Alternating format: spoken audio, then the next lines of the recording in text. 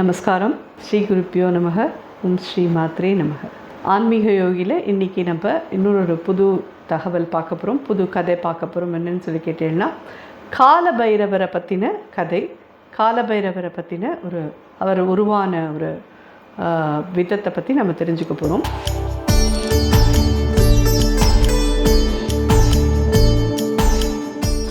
இதை கந்த புராணத்திலே காலபைரவரை பற்றின இதெல்லாம் இருந்துருக்கு. நிறைய பேர் படிச்சிருப்பேன்னு நினைக்கிறேன். படிக்காதவாள்லாம் படிக்க முடிஞ்சவா கந்த புராணத்தில் அதை எடுத்து படிக்கலாம்.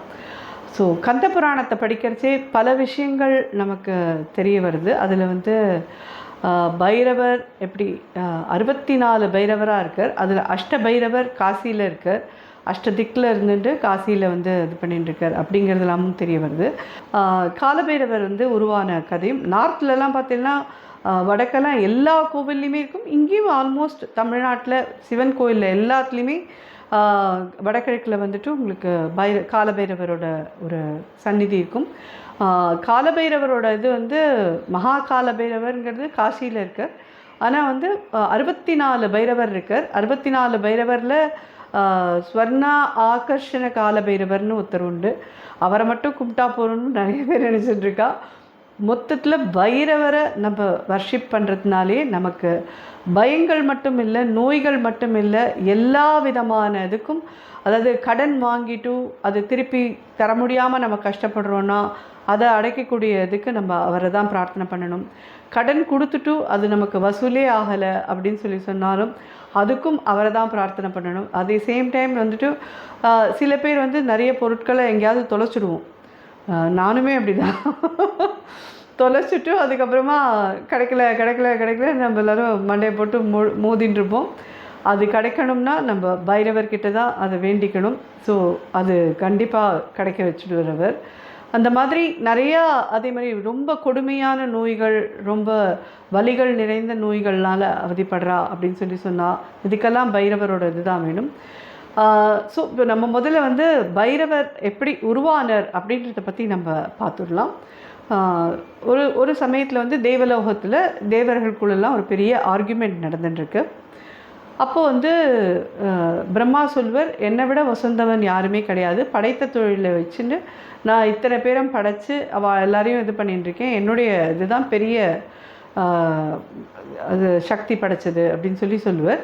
மகாவிஷ்ணு கிடையவே கிடையாது, என்னுடைய இது காக்கும் தொழில், நானும் ரொம்ப எல்லாரையும் எவ்வளோ கஷ்டப்பட்டு காப்பாற்றின்னு நீங்கள் எப்படி சொல்லுவேன் அப்படின்னு அவளுக்குள்ள தர்க்கம் நடந்துகிட்டே இருக்கும். இந்த சமயத்தில் எல்லா தேவர்களும் சேர்ந்து சொல்லுவாள், பரமசிவன் தான் அழித்தல் தொழிலை வச்சுட்டுருக்கார். அவர் டைம் பார்த்து எல்லாத்தையும் இது பண்ணுறதே ரொம்ப பெரிய விஷயம் அப்படின்னு எல்லா தேவர்களும் சொன்னதும் பிரம்மாவுக்கு ரொம்ப கோவம் வந்துடும். யாரும் சொல்கிறேன், அந்த ஜடாமுடியை வச்சுட்டு உடம்பு ஃபுல்லாக சாம்பலை பூசிட்டு மாட்டு மேலே சுற்றிட்டு ஒரு இதுவாக தெரிஞ்சுட்டுருப்பார், அவரையா சொல்கிறேன் அப்படின்னு பிரம்மா ரொம்ப மட்டமாக பேசுவார். இதை கேட்டுட்டே இருந்துட்டு விஷ்ணுலேருந்து ஆரம்பித்து தேவர்கள் எல்லாம் அப்படியே ஸ்தம்பிச்சு போயிடுவா. இது கைலாயத்தில் இருந்த சிவபெருமான் காது வரைக்கும் போய் விழுறது. அப்போது என்ன ஆகுதுன்னா, ஒரு ஒரு ஃப்ளாஷ் லைட் மாதிரி அவர் பிரம்மாவுக்கு முன்னாடி ஒரு மனிதனாக தோண்டி குழந்தையாக மாறுறார். அப்போ உடனே பிரம்மா சொல்கிறார், நீ என்னுடைய தலையிலேருந்து விழுந்து உருவாகி நீ குழந்தையாக வேற ஆகி என்னை சரணடைஞ்சு அழுதுன்ருக்க, அதனால நான் உனக்கு அடைக்கலம் கொடுத்து உன்னை ஆசீர்வாதம் பண்ணுறேன், நீ படிக்கும் தொழிலை ஆரம்பி, நான் உனக்கு ஆசீர்வாதம் பண்ணுறேன் அப்படின்னு சொல்லுவார். உடனே திருப்பியும் அந்த குழந்தை அழுத நிறுத்திட்டு ஃப்ளாஷ் மாதிரி திருப்பி மாறி அங்கே ஒரு கோரமான ரூபத்தில் ஒரு மனித ரூபத்தில் நின்றுட்டுருப்பார் ஒருத்தர்.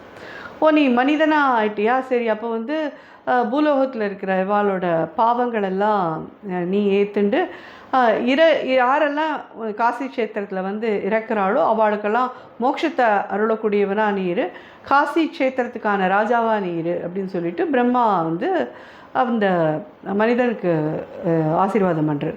ஸோ இதை கேட்டுட்டே இருந்த அந்த மனிதன் என்ன பண்ணுறான்னா, பிரம்மாவுக்கு 5 தலை உண்டு அது வரைக்கும். அந்த 5ஆவது தலையை அவர் வெட்டிடுறார்.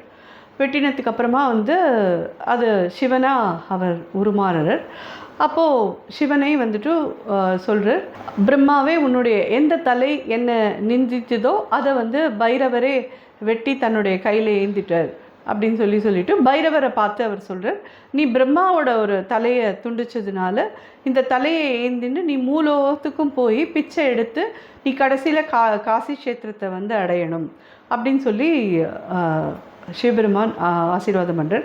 அந்த ஒரு சமயத்தில் ஒரு பயங்கரமான கோர ரூபத்தில் ஒரு பெண் வந்து முகத்துலலாம் ரத்த வழிய இதுவாகிட்டு ஒரு கோரஸ்வரூபியாக ஒரு அம்பாள் வருவோம். அவளை வந்து நீ வந்து இந்த பைரவரை துரத்தின்ண்டே போ, உன்னை பார்த்து அவன் பயப்படுற மாதிரி பயந்து ஓடிண்டே இருக்கணும்.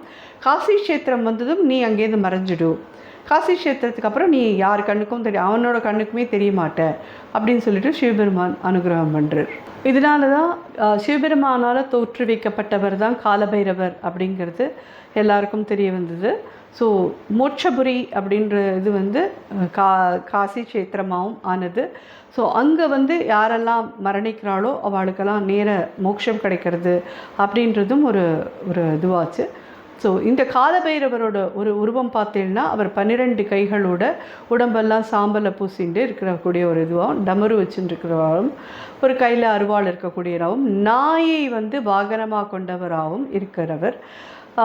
நிறைய பேருக்கு பார்த்தீங்கன்னா குழந்தைகள் இல்லாதவாளாம் நாயை வளர்க்குறா அப்படின்னு சொல்லி பார்த்தீங்கன்னா அது வந்து அந்த அளவுக்கு ஒரு ஆசீர்வதிக்கக்கூடிய ஒரு இதுவாக இருக்குது.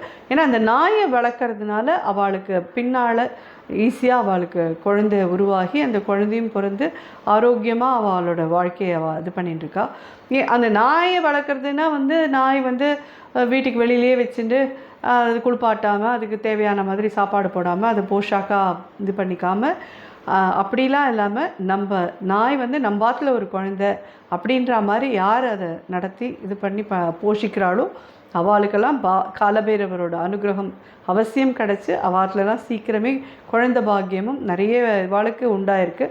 நிறைய பேருக்கு நீங்கள் பார்த்தீங்கன்னா அவளுக்கு குழந்தை பிறக்கிறதுக்கு டிலே ஆகிருக்கு அப்படின்னு சொன்னால் அவள் வந்து நாயை வளர்த்து பின்னாடி ஒரு சில வருஷங்களில் அவளுக்கு குழந்தையும் பிறந்திருக்கும் பைரவரோட ஒரு அனுகிரகத்தினால. ஸோ இதுக்கப்புறமா இன்னொரு இதில் இந்த காலபைரவருக்கு உண்டான வழிபாடை பற்றியும் அதுக்கு உண்டான அர்த்தங்களை பற்றியும் நம்ம பார்க்கலாம். ஹோப் இந்த கதை எல்லாருக்கும் பிடிச்சிருக்கும்னு நினைக்கிறேன். நமஸ்காரம்.